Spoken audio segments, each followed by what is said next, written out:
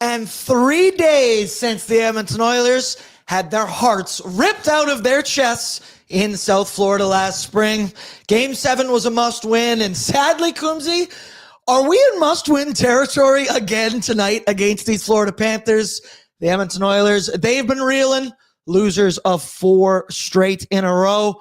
Desperate for a win, and I'm getting desperate too, people. Hello and welcome. What up and welcome to Pregaming with Bordzy, brought to you by Sherwood Ford, the Giant.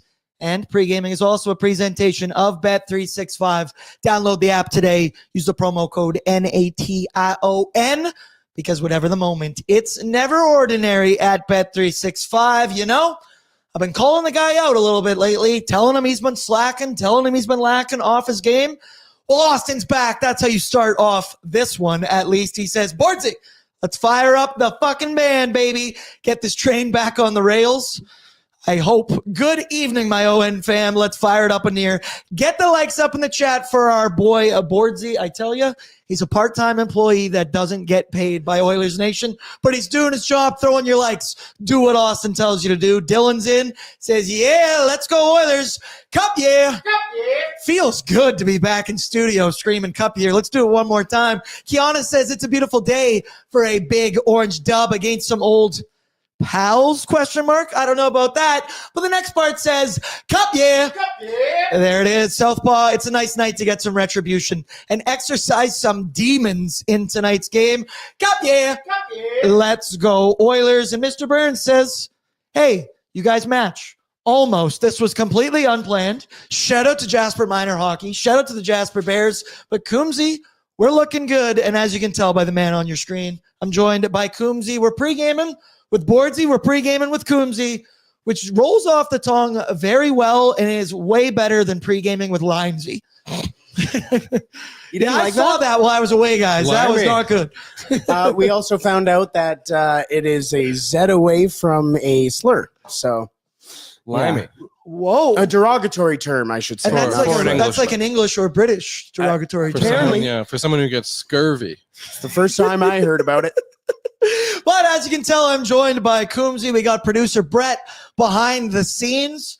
Boys, we're so fucking back. All right, we haven't done a show in studio in what feels like, at least 3 weeks. I think just under a month. So the buck stops here. We got to change some things. I said to Brett earlier, I think we should order some Oodle Noodle, drink some Odd Company Nation beers, because we all need to dig a little bit deeper when the Edmonton Oilers are playing like this. We all got to make sacrifices.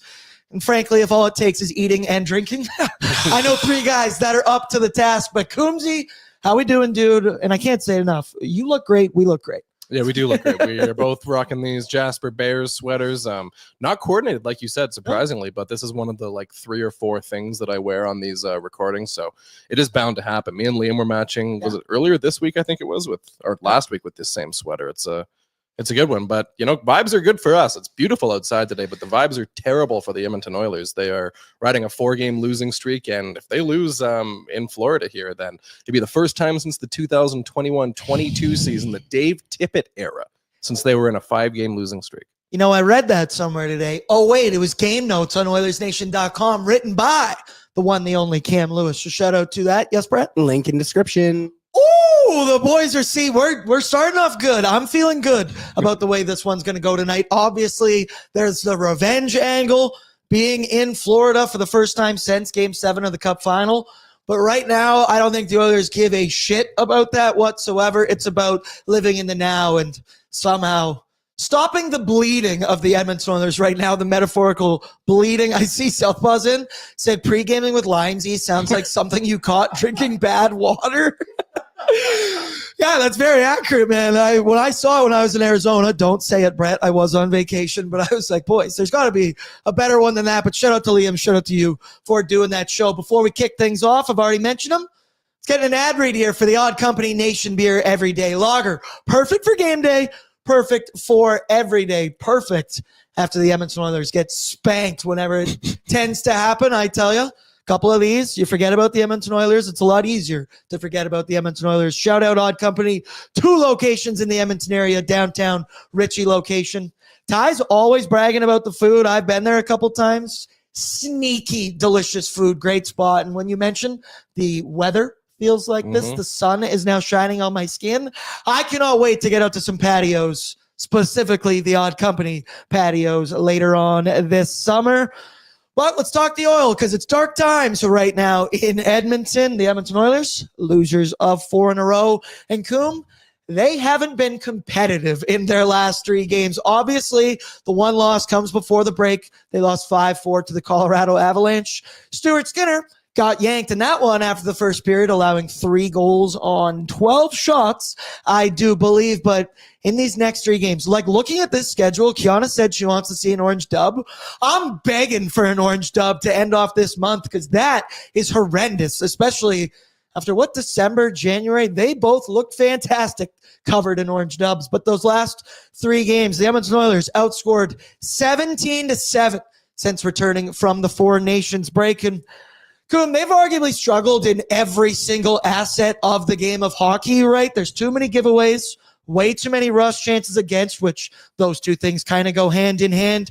Errant passes, back-breaking turnovers, lifeless offensive execution, like can't even sustain offensive pressure for what feels like more than 30 seconds. I'd take 30 seconds in the past 3 games. And the Oilers in those 3, they've been outshot 103-67, which is just crazy to say for the team that's led the NHL in shots for pretty much the entire season. It's all been bad.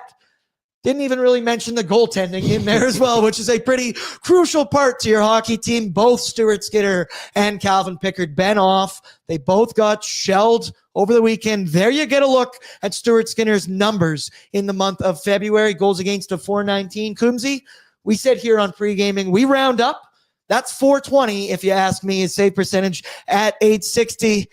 But it's been both goalies. It's not just Stuart Skinner, right? The Calvin Pickard one as well. And I mean, I don't even know if you can blame goaltending in these last games, because everything has been so bad, but there's been bad goals. We saw Stuart Skinner allows the Brandon Hagel wraparound one Tuesday against the Lightning. There was the Jacob Chikrin one for Pickard that never left the ice, just beat him clean as shit. 5-hole, of course. And I don't know, the Edmonton Oilers spiraling is the word I think that begins to describe it here. And the thing that kind of got me a little bit rattled was the word choice that head coach Chris Knobloch used the other day, calling his team fragile, which has been said online. I guess fragile is the younger brother of soft, which I tend to agree with that one, man. It's kind of alarming when your head coach has quotes like that. But Coombsy, it's been bad for the Edmonton Oilers since coming back from the Four Nations.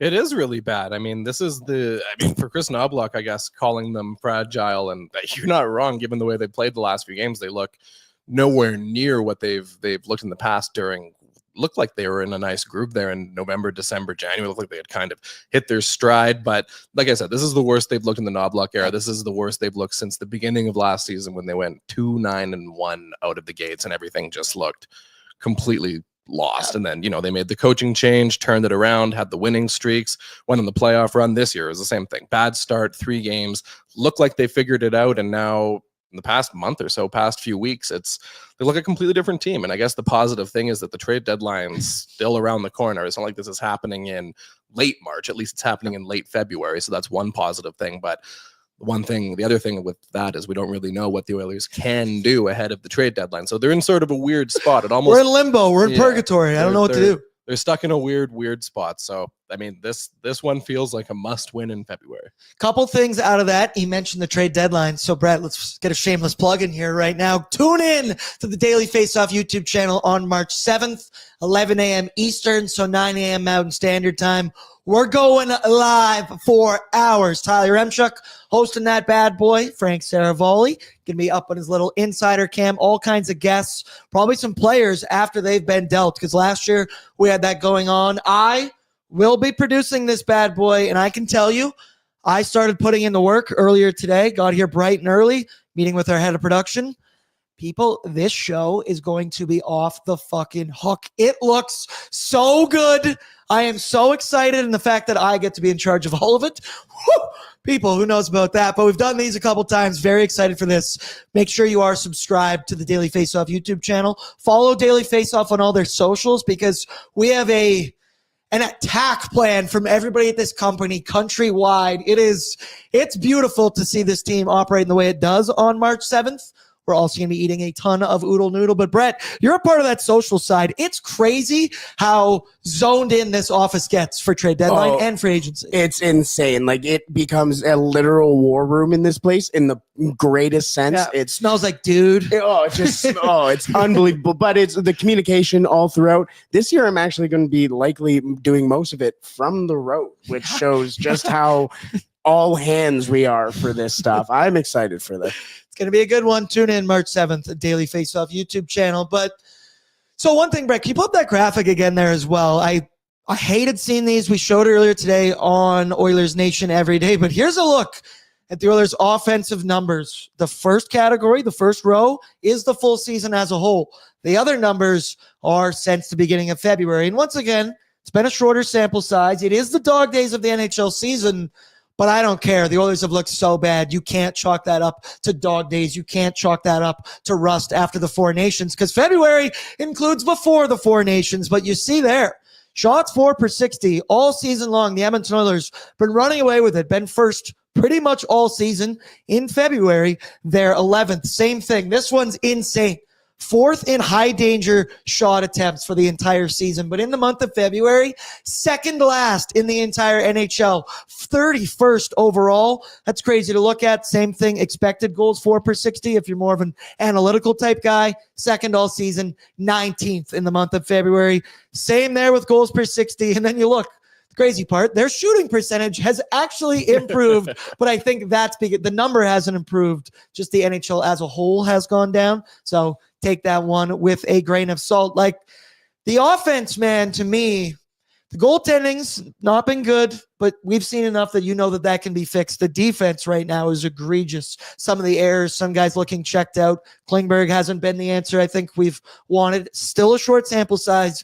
Evan Bouchard came out of the Four Nations the exact same player than when he went into the Four Nations, which was incredibly, incredibly disappointing. But the Edmonton Oilers lacking in offense is something that can baffle the mind, right? Because it did happen earlier this season. They struggled to score goals, but Coombsy, the eye test was there. They were getting the opportunities. They were getting the chances.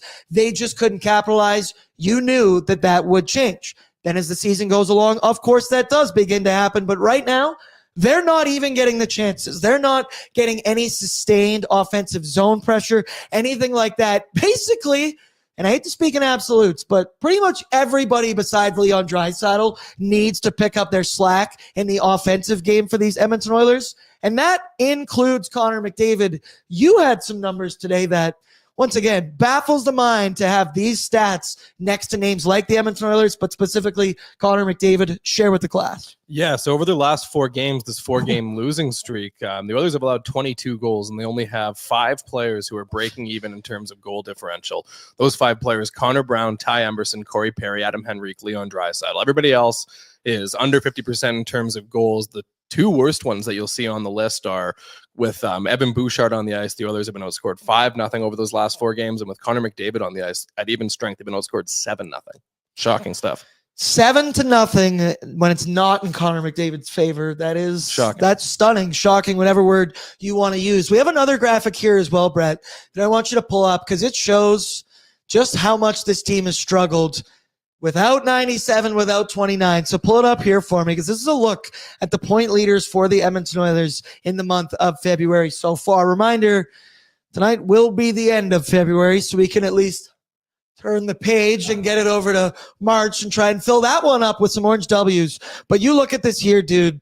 There has been next to no production from the other guys in the lineup, not 97 and not 29. Ryan Nugent-Hopkins, who I think we'd all agree has been one of the better Edmonton Oilers over this break. He struggled offensively earlier in the season, started to pick it up a bit, but once again, 5 points in 7 games. Shouldn't really be bragging about that. Jeff Skinner, number 2 on this list with 4 points in 6 games. Thank God Navi changed that one up. Just a little bit more on that in just a second. Corey Perry, he's number 3. Zach Hyman, 4. And then you begin to look, guys like Victor Arvidsson, 3 points. Connor Brown has 2. Rico with 1. And it's 1 assist in there. Everybody has been struggling. Zach Hyman, he's gone 4 games without a goal. Nuge, 1 goal in his last 9. Podkolzin, 1 in his last 15. RV, 1 in his last 8. And Adam Henrique has 1 goal in his last 10 games. You should see Brett's face on the other side of this right now because he doesn't like it when I read that. Simply just not good enough. The Oilers will have some new look lines. We're hoping that that man in the number 2 slot is going to take hold of his new spot. But all of those players, they need to make some changes, provide some offense, find a way. This has gone on long enough, Coombsy.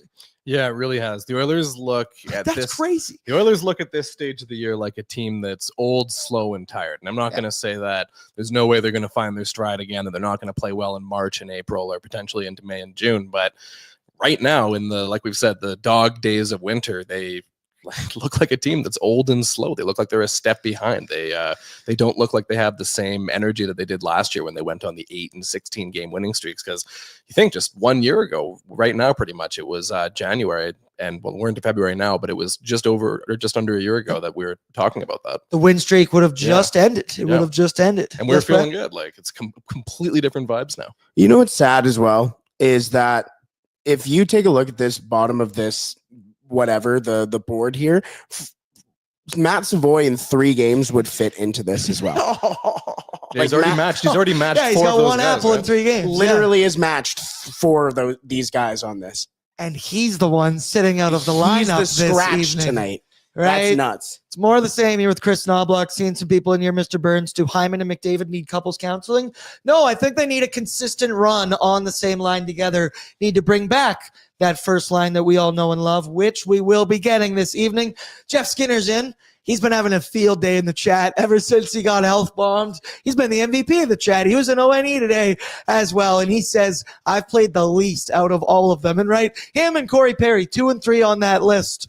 Both perennial 4th line guys this season for the Oilers. Southpaw says Stick Taps Emerson. He's been so good, taking the hits. He's the Spike Dudley of Oilers Nation. That went over my head. Who's Spike Dudley? It is a great call. Spike Dudley is like I want to say 90s, early 2000s. Oh, yeah. That guy. He took a lot of bumps back in the day. If you take a look, there's a compilation of some of his worst bumps. I'll show you before during the game.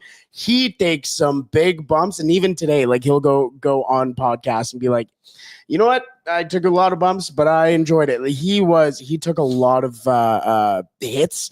That's a great took a lot of bumps. He's a 90s wrestler that took a lot of bumps, and you expect me to not make a joke about that? That's how good my willpower is getting right now. So he just kept saying it, and I was like, does he want me to? Does he want me to? See, this is what happens when you get a wrestling fan using wrestling terms against normies. Marks! They're marks. Bumps.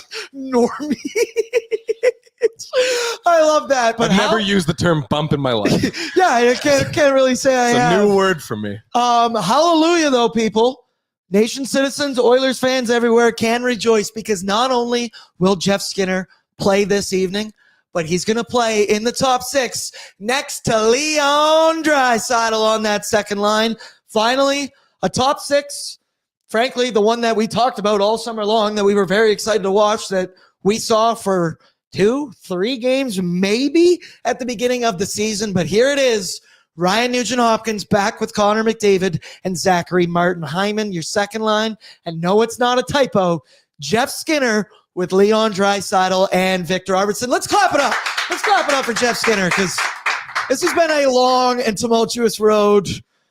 I pray that he sticks on this for more than the first period. Your third line, kind of back to what you know, the consistent line, especially against the Florida Panthers in the Stanley Cup Finals. It's Matthias Janmark with Rico and Brown. Brownmark featuring Rico, as I said a lot during the NHL playoffs. Your fourth line, Podkolzin with Kasperi Kapanen at center, That's question weird. mark. Huh? That's a little bit different. Corey Perry rounded out on the fourth line, and Matt Savoy will be the healthy scratch. More on that a little bit later when we get in the Oilers lineup. Then you'll also see another change to the back end. It's Ekholm with Bouchard. It's Brett Kulak on the second pair, going to be eating pucks this evening. He's getting at least 3 blocks. Calling it now, playing with John Klingberg. Troy Stetcher stays in the lineup, but moves sides to the left side, and he will play with Ty Emerson. And then, of course, we know Stuart Skinner getting the start. That is all because Darnell Nurse, he was not on the ice this morning. He is day-to-day and will not be practicing. Once again, more on that in a second. But I want to talk about Jeff Skinner. Because people, it's finally here. And the thing is, it's very frustrating. This entire Oilers fan base, media, baffled when we saw that Jeff Skinner was going to be health bombed in that last game because it made no sense. I can think of a large number of other Oilers, don't make me refer to that, points in February there, of guys who I would take out of the lineup before Jeff Skinner. And the thing was, we all know it, Jeff Skinner hasn't committed defensively to Chris Knoblauch's system. That's been the issue for all of 2024. But once the calendar flipped, man, we were starting to see what we wanted from Jeff Skinner. He was back checking hard, preventing goals. He was battling in front of his net, preventing goals, all while still having the offensive instincts that we know. He was playing so well.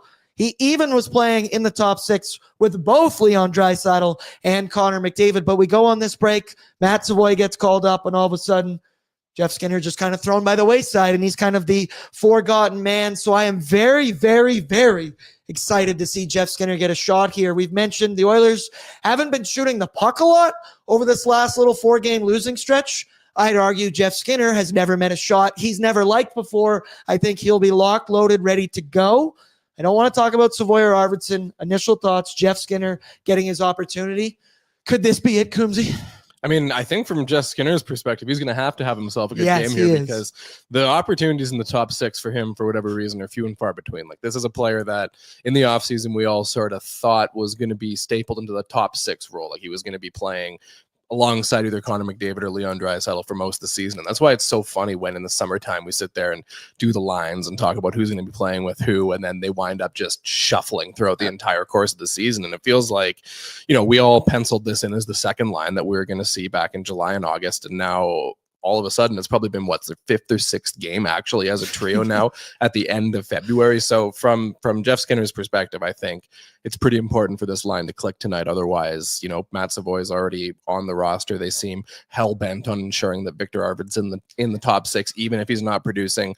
Coaching staff really likes Vasily Podkolzin and what he does away from the puck. So that's three players it seems that Chris Knoblauch wants to have in the top six over Jeff Skinner. So if he's going to get these opportunities, he's got to capitalize. I see Mackay and Dry. Maybe Jeff won't score, knowing that if he does, he might be scratched. That is kind of the way this has been working here for a bit. Southpaw, no pressure, Jeff, as well.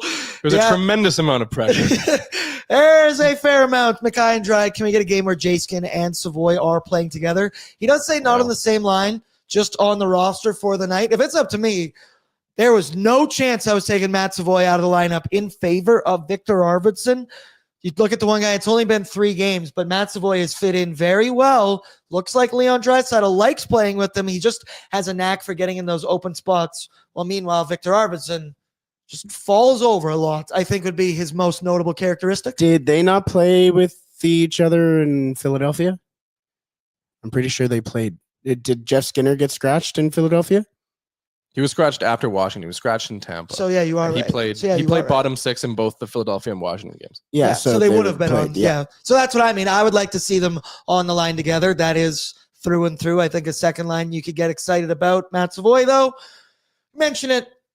I mean, he's played 3 games in 4 nights. I'm okay with him getting a break. But the other thing in the lineup there is the D pairings and the change up of them. Forward lines, I'm not worried about. That's what I want to see. But these D pairings, I am very concerned about. Darnell Nurse listed as day-to-day. He's going to be out of this one. We don't really know how severe the injury is, but we did see him in the last game go head first, neck first into the boards at pretty extreme speeds. He was trying to make a play on Mitchell Chaffee, and I mean, he made a good one. Juked right out of the way, and Darnell went flying into those boards. It looked awkward. Looked painful, looked a little bit scary, to be honest with you, but he was able to continue in that game. He will sit out tonight, which means Brett Kulak is going to move up to that second pairing lefty spot and play with one John Klingberg. Stetcher, he's on the third pair there with Ty Emberson. There's the argument that here without Darnell Nurse, I am very scared to see what we're going to get because this decor hasn't looked right, and Darnell Nurse has been, whatever you want to say about money or whatever, this chat, We haven't been mentioning that about Darnell Nurse basically at all this season, but Darnell brings in toughness. He brings physicality. And those are two things that the Florida Panthers have in spades, specifically their forward group as well. They love to bang and crash, top 5 in the NHL in hits. So I am concerned without Darnell Nurse out there. But the one thing that I'm a little confused by, Coombsy, if you're going to move Brett Kulak up to that second pair, why didn't you just move up Ty Emerson with him, right? Because the two of them have been solid all season long. They have the chemistry. They have the experience so far. I'd also argue Ty Emerson should be in that spot regardless all the time over John Klingberg, not for the tattoo bet. I do not like that. See, I'm kind of talking out of two sides of my ass right now because I'm thrilled Kulak's there, but Coombsy, I'm curious your thoughts. Kulak playing with Klingberg? I would much rather that be Ty Emerson. Just give him an extra 4 minutes a game.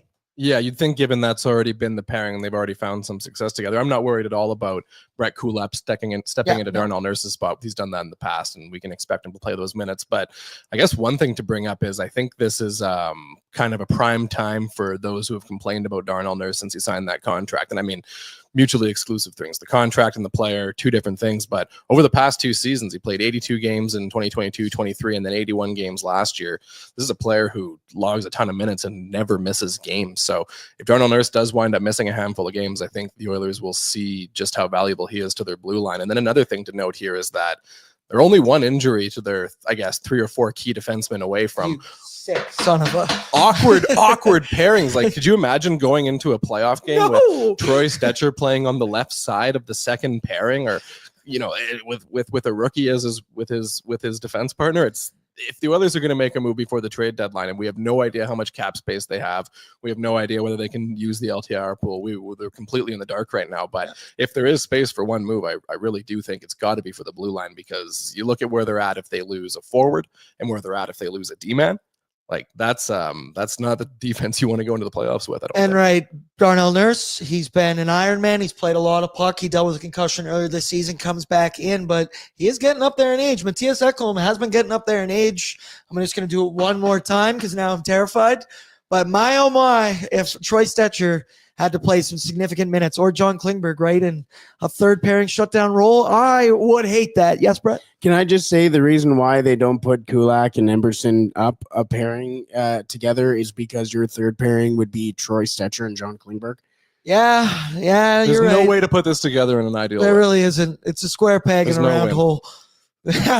All right, that'll get you hyped. I do see some people in the chat down said Bordzy's making a ton of sense today. That's because we're back in studio and the vibes are back. Yeah, vibes are so I'm feeling good about the Edmonton Oilers as well. Let's go now to our need-to-know information, courtesy of our friends from Wilhock Beef Jerky, because only the finest tasting meat products earn that sweet, sweet Wilhock name. Made from 100% pure Alberta beef, their jerky is aged, seasoned, smoked, and marinated to savory perfection. Wilhock Beef Jerky gladly fills orders of any size, and you can find their jerky, sausage, and other products exclusively out of their Leduc location. For more information, head on over to wilhockbeefjerky.com. I'll break the wall a little bit. I also did that ad read like 30 minutes ago, just off the dome completely. Nailed it. You just walk around and do the ad reads. Dude, like, anytime I'll hear your voice just in the middle of the day, just saying them out loud. Sherwood Ford, the Giant. Our need to know information, standings watch for the Edmonton Oilers. Da-da-da. The Oilers, unfortunately, are still second place in the Pacific Division, and now they're 2 points back with the behind the Vegas Golden Knights, and they each have the same amount of games played, 58 apiece, which means, quick math, 24 remaining on the season, people. Playoffs are going to be here before you know it. But the thing that scares me, look at the team below the Edmonton Oilers. The LA Kings are 2 points back of the Oil with 2 games in hand. I believe they had an overtime loss that gave them 1 point and were able to move them 2 points back of the Oilers last night. So you got to keep your eye on Vegas. But now you got to be looking in the rearview mirror with these LA Kings. They're playing some good hockey. The Edmonton Oilers kind of doing the exact opposite of that. You already mentioned it off the top. The last time the Oilers lost 4 games in a row last season when they lost to the San Jose Sharks, I do believe. We saw Woodcroft talking to his staff going, oh shit, I think that's it, boys. Turns out it was it. And then also in game notes, the last time they lost 5 in a row, 2001, 2022. They actually dropped 6 in a row. Yeah, there's a December 7-game there. losing streak. I have completely vanished that from my mind. Like there was a 6 and a 7-game losing streak in December, January of 2021-22. Would that have been Jack Campbell, like when he's was he been really bad? Was it there? him? No, that was Mike Smith Yeah, and Nico sorry, Koskinen. that would have been Mike Smith. Yeah, Smith and Koskinen. The other one would have been Jack Campbell. Sorry, 2-9 and too many bad stretches. Yeah. Can't keep track. And like you said, you just erase it from the memory. The Oilers win tonight. What 4-game losing streak Never are happened. you talking about? Never happened. Never existed. The Oilers, they did lost to the Panthers 6-5 earlier this season, December 16th. In that game, Connor McDavid registered 3 points. Leon had a goal and an assist. Zach Hyman had 2 goals. And it still wasn't enough to beat the Florida Panthers. Stuart Skinner allowed 6 goals on 28 shots. Yeesh, can't have that happen again. And then mentioning this will be the 4th game, I guess, however you want to look at it, 4th game of this specific road swing, right? They were in Philly, in Washington, in Tampa Bay. Now they're in Florida and Coom. It doesn't get any easier because they got the Carolina Hurricanes up on Saturday. Thankfully, we get the Anaheim Ducks next week back on home ice. Hopefully, things are fixed by then, and I don't need that to be a get-right game. But You don't I'm want to scared. be avoiding a 7-game losing streak against the Anaheim Ducks with Lucas Dostal in Yeah, there. careful what you're asking for here, because I think we Knock all on wood, know. man. I've seen enough times where the Oilers go up against the Anaheim Ducks at home and they outshoot them 50-10 and lose the game. The must-win Anaheim Ducks game in March that I'm sure we've all been accounting for and looking forward to. Stuart Skinner, he's going to get the start. He's lost both of his last 2 games since returning from the Four Nations break. Regular season against the Panthers, he's 2-1-0, but he has the 3.73 goals against and an 8.88 save percentage. But in 7 games in the Stanley Cup Finals last season, Stuart Skinner, I mean, he went 3-4-0, but he had a 2.33 goals against average and a 9.09 save percentage. I looked that up today and I went, you tell me that before a 7-game series against the Florida Panthers, I would have taken that 7 days of the week, 365. The Panthers side of Need to Know info, they come into tonight 35, 21, and 3. Second in the Atlantic Division, which is 1 point back of the Toronto Maple Leafs, who are inactive this evening. So this game does mean a bit here to the Florida Panthers. They're also 6th overall in the entire NHL, 7-3-0 in their last 10 games, but 1-1 since returning from the Four Nations break. They will be without Matthew Tkachuk. Clap it up for that one. Fuck yeah, because it's a cup year. Cup, yeah. Matthew Tkachuk, the latest guest of Jimmy Fallon. Couldn't get a winner to go on that one. I do understand it's Team USA, but silver medalist couldn't even play in the whole game. Jimmy Fallon, that's why you're dropping off right now. That's why you're not. Jimmy Kimmel's better. I I know. I actually like that Jimmy one. Kimmel's kind of soft, But Conan O'Brien the best. shout out, used to be a writer for The Simpsons. So we know he's got a groin injury for Matthew Tkachuk. Paul Maurice did give an update. He said Tkachuk could be out long term, but expects him back, quote, this year. So we all saw it, the Four Nations. Matthew Tkachuk's a big competitor, and the fact that he tried to give it a go in that game, but spent all of it on the bench. So let me ask you that. Is that selfish?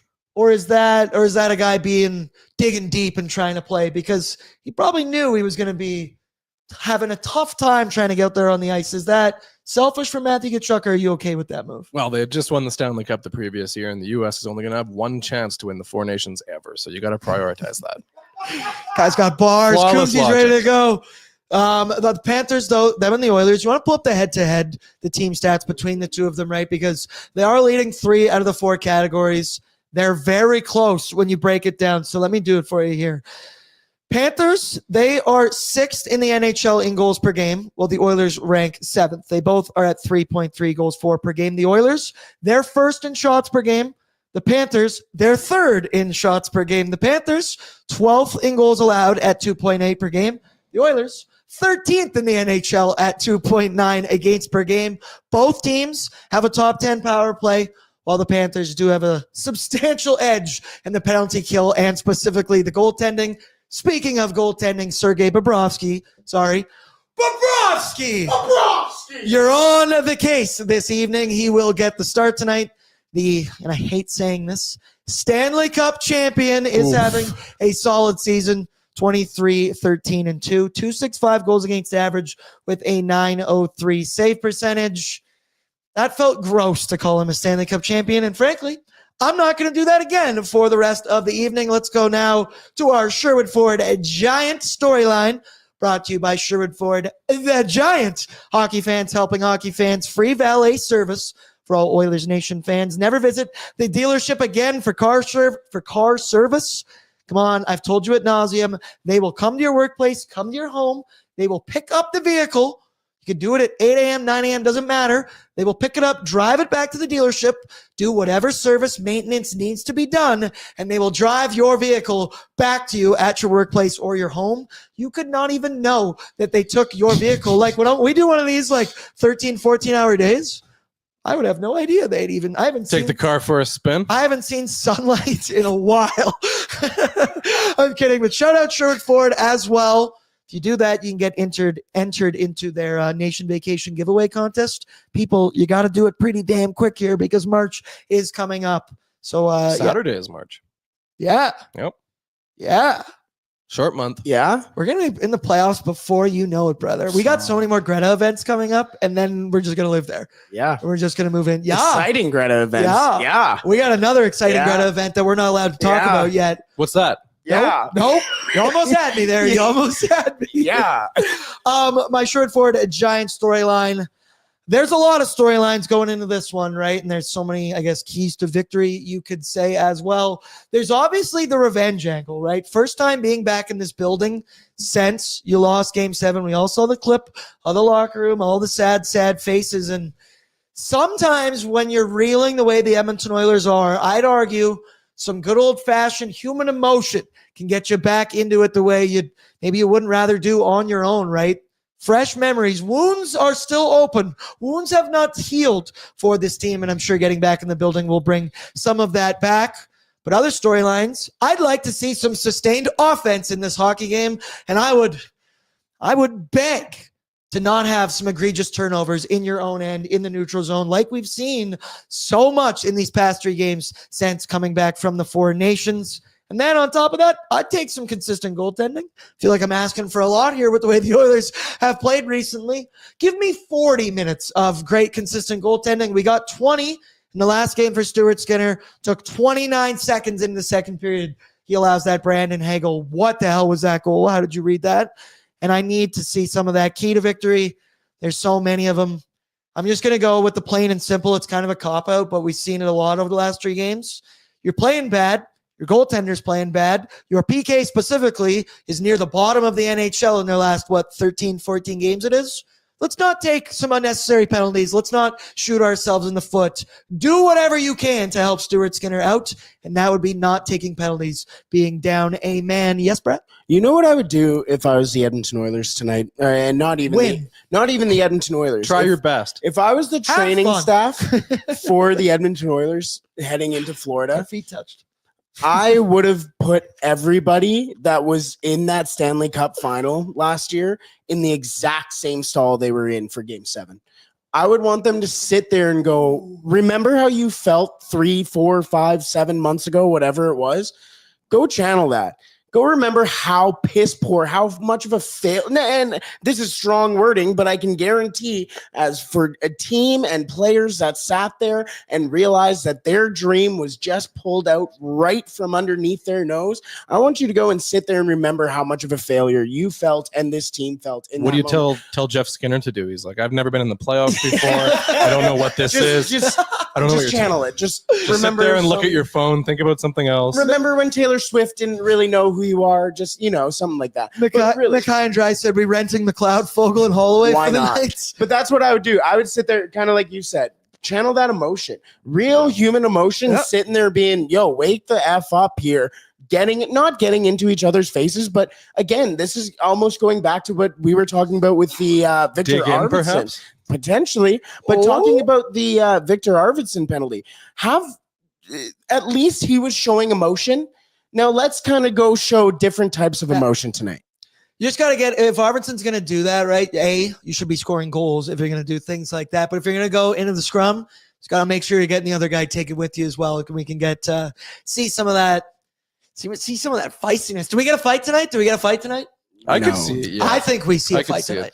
I could see maybe a Corey Perry or a Torrey Stetcher. I'm thinking Corey Perry's. It's got to be in his head right now that if this doesn't Someone's got start to the way, stop the bleeding, if right? this doesn't start the way you want it, that's going to be one, and he's going to have to go grab some big guy out I there. hope You got so. a storyline or a key to victory? I think the storyline for me is whether or not the Oilers can come out and play with physicality and speed and energy. So something they've hadn't had in these last 4 games, specifically the 3 since the 4 Nation break. And we all know that the Florida Panthers are one of the most physical teams. And like you guys have just been talking about, you can definitely conjure some emotions and some energy playing in that stadium, knowing how pissed off you were 8 months ago when all that went down after game 7. But I think that's what they have to do. Your skill game, your passing game, your defensive game, all of it. None of it's working right now. So just keep things very simple and just play fast and physical. Make Florida's life hard on them. Don't let them flip it the other way around, because that's how they play. They're going to make life hard on you. Bouchard, if you got some time and space in your own end, you're trying to think of throwing that puck up the middle of the ice like every coach ever tells you when you're 11 years old, don't do that.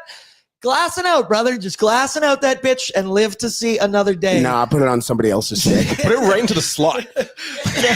Nah, fuck it. We ball. Hey, watch out, Stuart. I'm putting this right in front of you, bro. I'm going to squeeze in an ad read here for Oodle Noodle as well, because, gentlemen, I think we might have to make an order after this, but we could do so on the Oodle Noodle app. Download the Oodle Noodle app, order takeout or delivery. It's easy, and you can earn free Oodle Noodles. Sign up for our loyalty program through the app. I like that I also say our loyalty program, like we.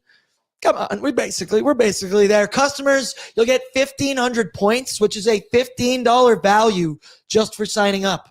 Do you like free things? Yep. Don't walk, run. Go and download the Oodle Noodle app right now. It's available in the App Store and the Google Play Store as well.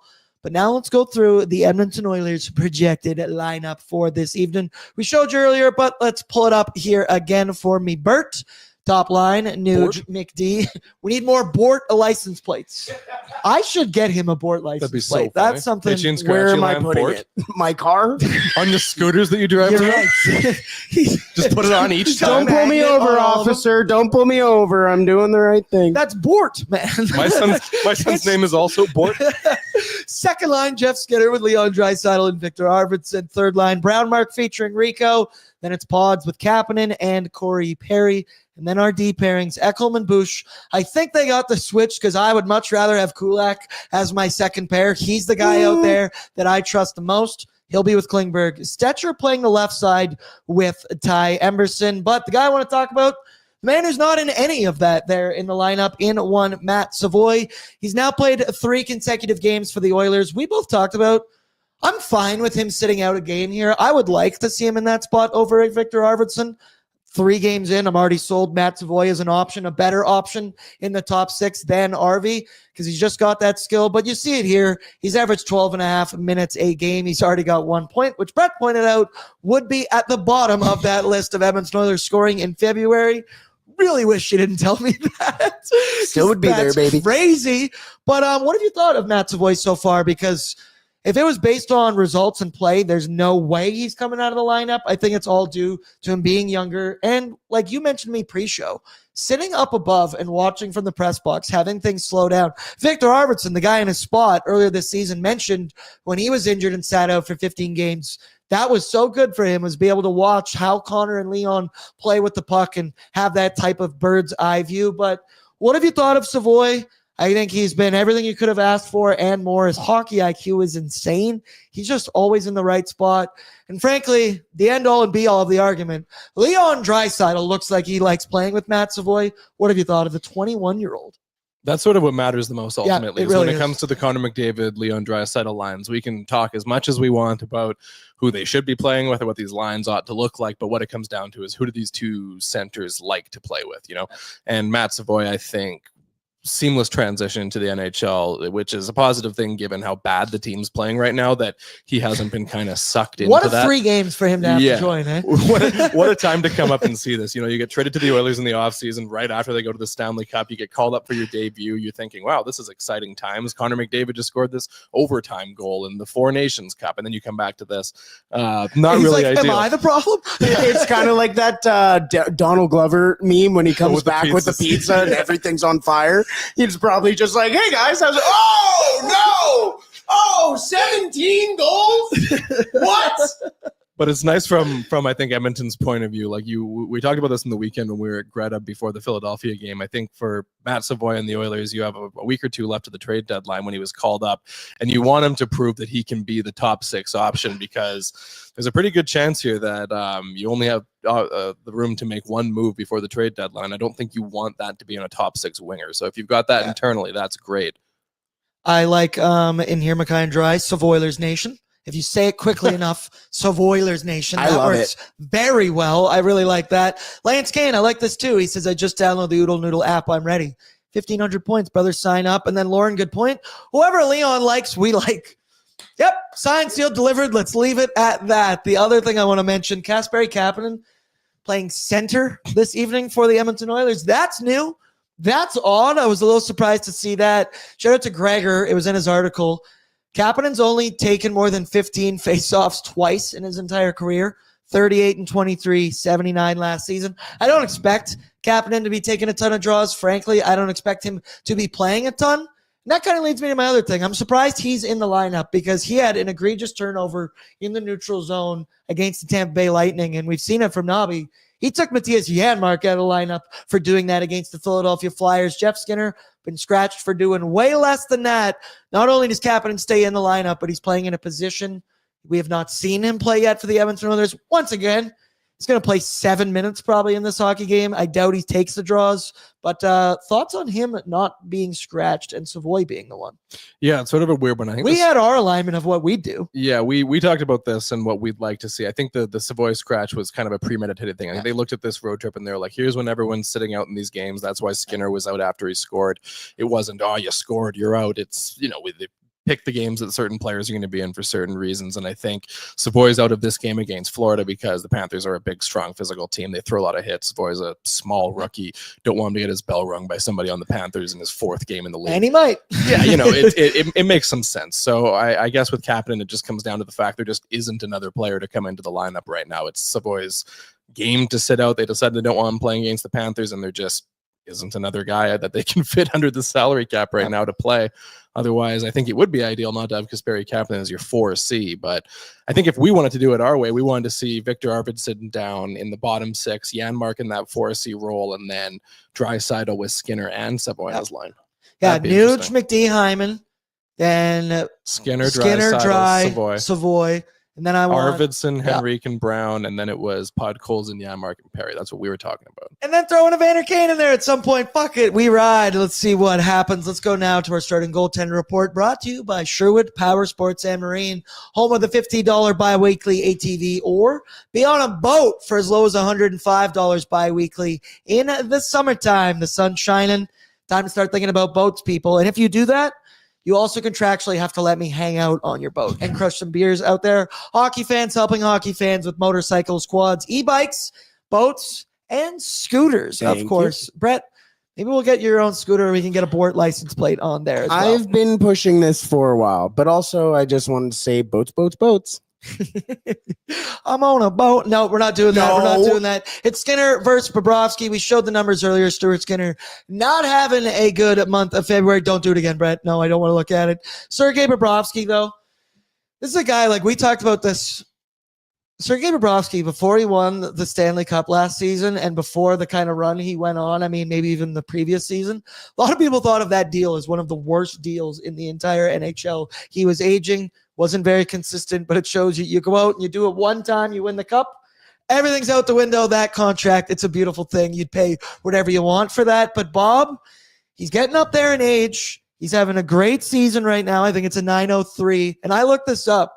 Bobrovsky has never had a season below a 900 save percentage. Pretty crazy for the amount of teams he's been on. I mean, he was on the Jackets when they weren't that great as well. My question to you, Coombsy, is Sergei Bobrovsky a future Hall of Famer?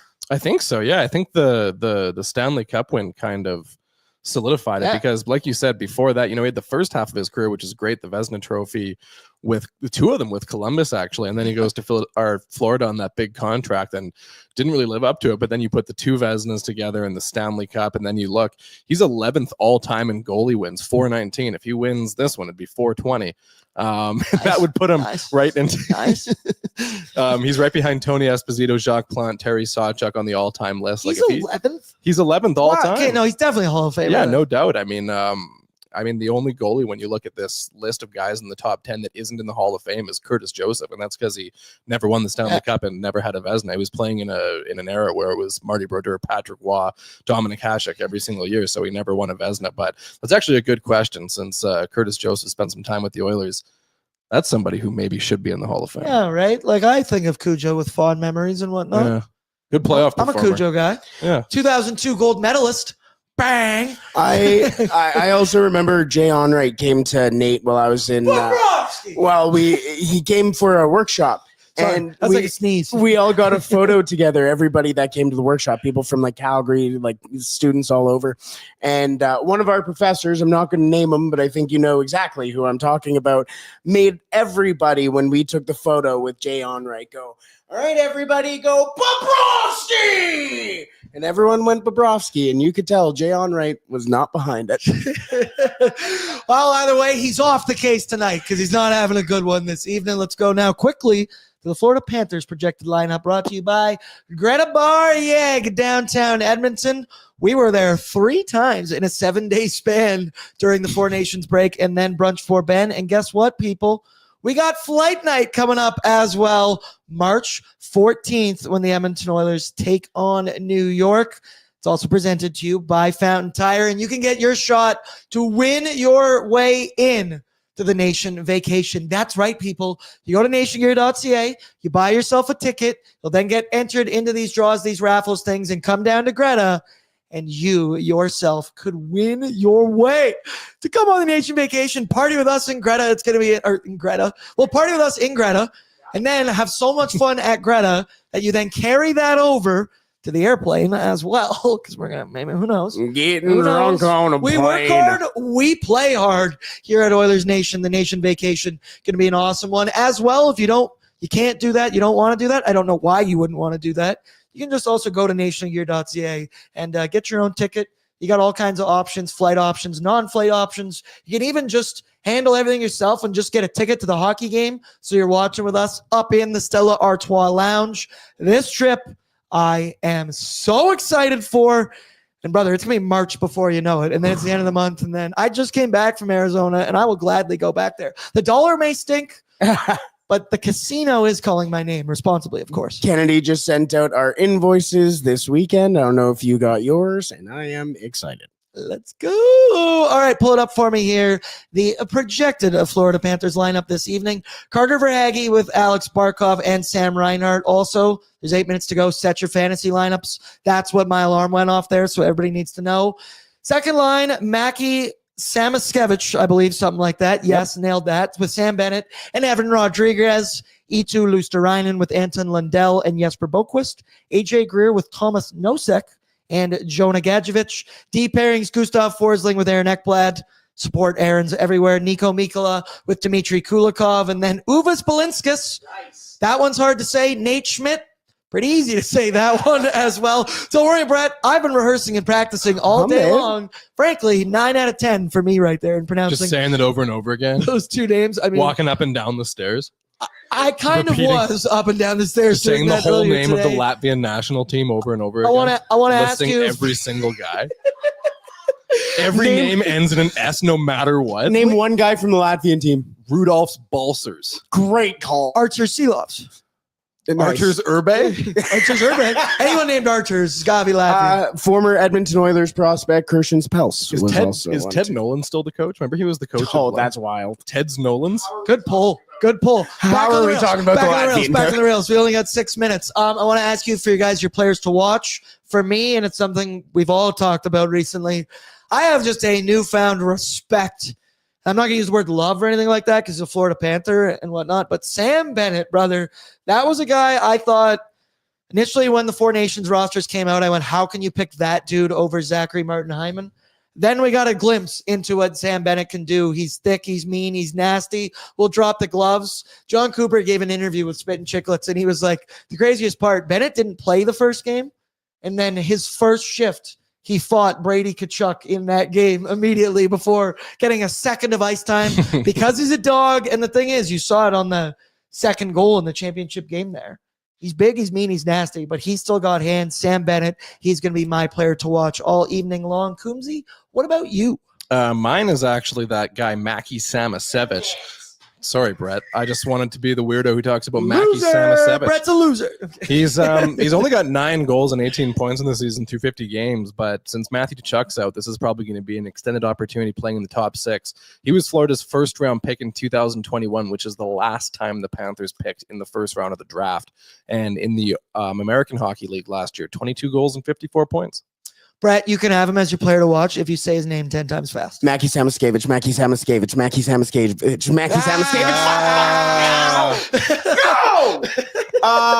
No! Imagine not being able to say Mackie Samasevich 10 times quickly. You didn't even say it right. Well, that's an echo from when you said it. Yeah. No, but yeah, I'm gonna bite. I'm still gonna pick Mackie Samasevich. You know what? We're the first 2 people ever to talk about him. No, Mackie's name today. Mackie Samasevich. I'm a huge draft guy. I love drafts. Mackie Samasevich was my favorite player coming into the draft in 2021. He borderline looks like an NHL 24 character that you play on like easy mode. Some of the stuff that he is able to do, and Liam and I were going through the team that he had with the Chicago Steel. He had Matt Coronado on that team. Ufko was on that team. There's another guy slipping my Josh Doan was on that team as well. Like Macklin Jackson Blake. Jackson Blake, that was who I was thinking of. Celebrini came to that program a couple of years later. Mackie Samasevich for the next X amount of years, don't know how long, will be a player to watch. So I think you should start watching him right now.